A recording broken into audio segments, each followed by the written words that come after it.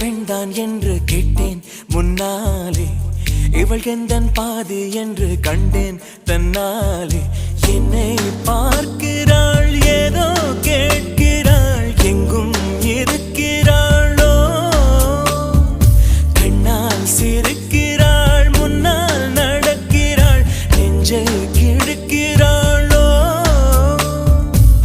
கூட்டத்தில் இருந்தும் தனியாக தெரிந்தாள், தோட்டத்தில் மலர்ந்த பூவாக தெரிந்தாள், என்னை ஏதோ செய்தாள்.